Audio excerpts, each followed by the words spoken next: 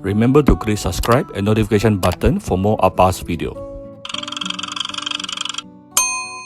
Cooking up. So let's take a look at the ingredient. I have 3 pieces of beehoon here. I usually use A1.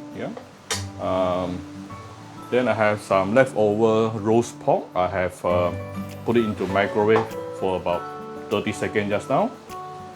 Some cabbage. This is approximately 1 tablespoon of chopped shallot, and I'll be using some shallot oil as well. Yeah, the shallot oil will be used as a seasoning. Seasoning. So the first step, get a boiling water, put in your beehoon to cook it for 60 seconds, no more, no less. Okay, about 60 seconds, and get ready a pot at the side.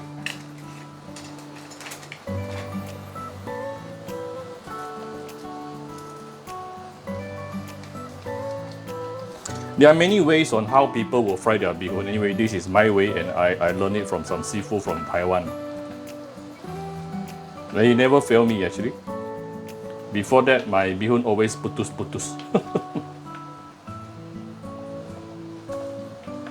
Okay, get it loosened up. Now it's about 30 seconds.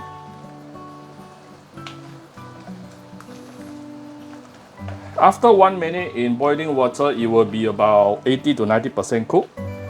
Then we are going to transfer it into a pot and cover it with a lid. Inside there, it will continue cooking using the remaining heat, residual heat, and it will become almost 100% fully cooked, even before we stir fry. Okay, done. 60 seconds. I'm going to off the fire. To take out the beehoon.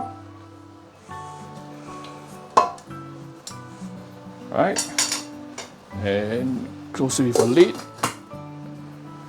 Let it rest aside. Alright, we can start cooking now very fast. I'm going to give it about 2 tablespoons of shallot oil. And I'm going to use the shallot oil to fry shallot. So can you imagine how fragrant it is going to be?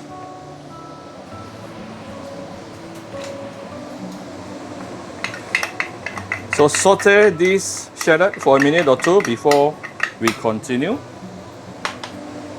I'll come back shortly.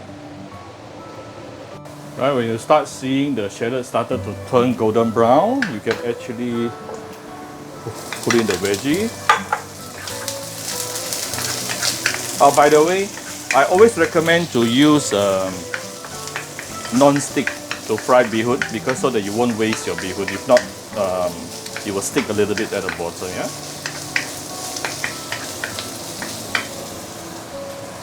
I don't mind putting the roast pork round.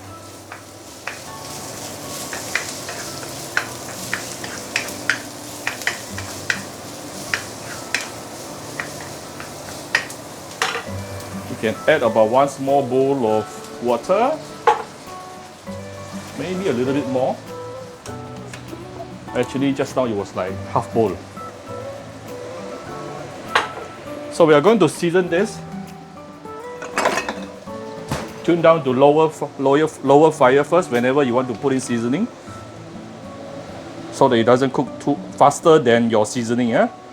Then you're adding the seasoning. Okay, a bit of oyster sauce,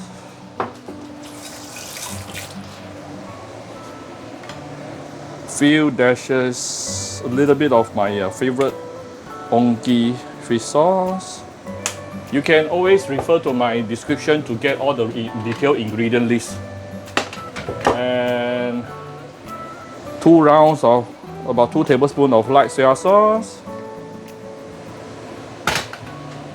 A little bit of dark soya sauce. This is more for the color.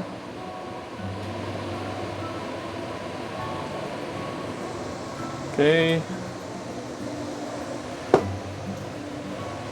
A few dashes of white pepper. Now, why is it you want to season right now? So that the broth is nicely seasoned. When you put in the beehoon later, everything will be more even. A little bit of salt. followed by a little bit of sugar.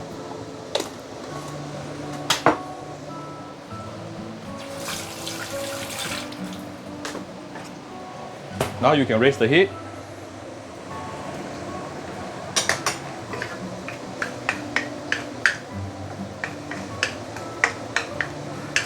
We will let this cook for a little bit while. What we can do is now we can give our bee hoon a few cuts, maybe 2 to 3 cuts. Okay, this is the bee hoon. Just give about 2 to 3 cuts here. Cut it shorter so that it's easier to stir fry.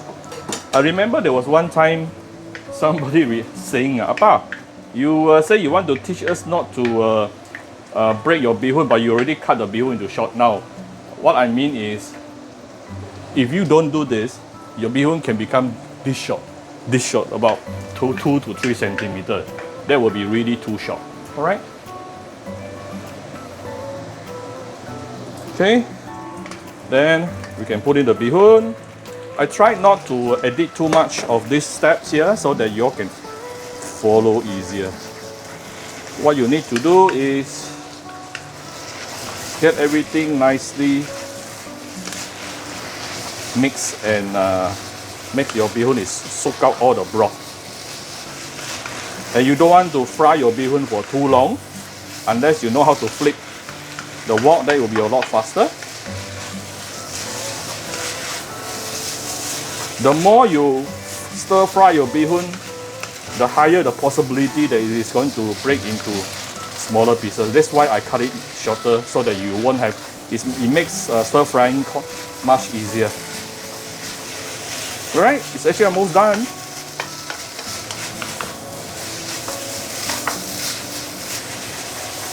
Some people will use chopstick. Appa is never good at using chopstick.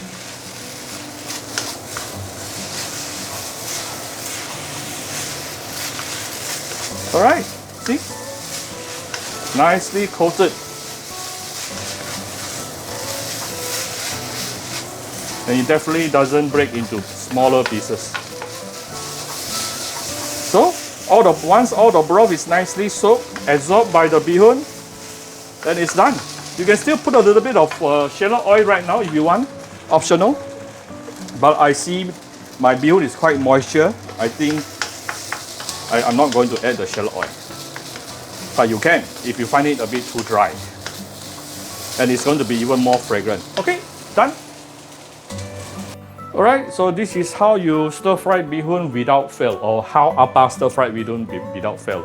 One of the common mistakes also is some people added too much water. That is also a problem. So don't be careful. Don't add too much water. Slightly, about maybe half a small bowl or slightly more than half a bowl should be enough. Okay, I hope you enjoy your This Is My Family lunch with your family. If you like my video, do share my video on your Facebook. Please click like and subscribe to Appa Cooking Appa YouTube channel. Alright, thank you very much. Bye bye.